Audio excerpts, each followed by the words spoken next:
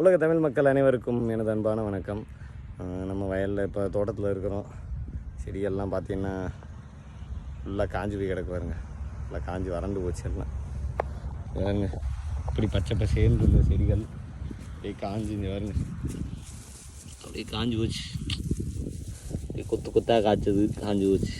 இது ஆக்சுவலாக இப்போயே காயணுங்கிறது இல்லை. இது என்னென்னா நமக்கு தண்ணி விட்டுருந்தா நிறையா வரும், சரிங்களா? தண்ணி இல்லைங்கிறனால தான் இது காஞ்சி போய் கிடக்குது. தண்ணி விட்டால் நல்லாவே வரக்கூடிய ஒன்று தான். தண்ணி இல்லை, நல்லா காஞ்சி போச்சு.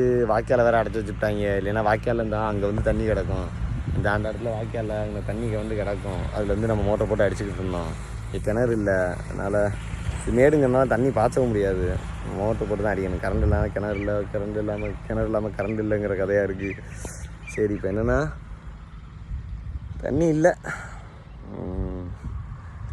தண்ணி இல்லாமல் எல்லாம் காஞ்சி போச்சு. எப்படியாவது தண்ணி நம்ம வந்து கொண்டுட்டு வரணும். வாய்க்காலை தோண்டுவோம். அடுத்து வந்து வேலை விட்டு ஆளை விட்டு வாய்க்கால் தோண்டலான்ட்டு அந்த இடத்துல வாய்க்கால் தோண்டிட்டு தண்ணி அங்கே அவங்க என்ன பண்ணியிருக்காங்க, இங்கேருந்து அங்கிட்டு வண்டி போகிறதுக்காண்டி அவங்க வாய்க்காலை மூடிட்டு வண்டி அங்கிட்டு போயிட்டாங்க. திரும்ப முடிஞ்சிருச்சுன்னா திறந்து விடணும்ல. அப்படிப்பட்ட ஒரு சிந்தனை வந்து எங்கள் ஊர் மக்களுக்கு கிடையாது. எங்கள் ஊரும் சரி, பக்கத்தில் என்னை சுற்றி உள்ள அனைவருக்குமே அப்படி ஒரு பொது சிந்தனைங்கிறது கிடையாது, சரிங்களா? அதெல்லாம் ஒன்றும் பிரச்சனை இல்லை. சரி விடுங்க.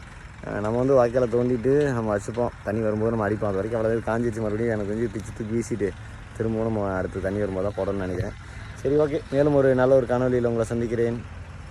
அதுக்கப்புறம் என்னென்னா, இந்த மிளகா இந்த கத்தரிக்காய்லாம் இருக்குது. இதுகளுக்கு தான் தண்ணி தேவை. இதை கூட பிச்சு எரிஞ்சாலும் அதெல்லாம் இப்போ தான் புதுசாக முளைச்சி வந்திருக்காங்க. தக்காளி மிளகா, வேறு என்ன, இந்த கத்தரிக்காய் புதுசாக ஒரு இதுவும் இந்த புதுசாக நட்டது அதுவும் இப்போ தான் வந்துக்கிட்டு இருக்குது. அதுதான் கொஞ்சம் இதாக இருக்குங்க. சரி, ரைட், ஓகே. ஒன்றும் பிரச்சனை இல்லை. எல்லாத்தையும் இறைவன் பார்த்துக்குவான்.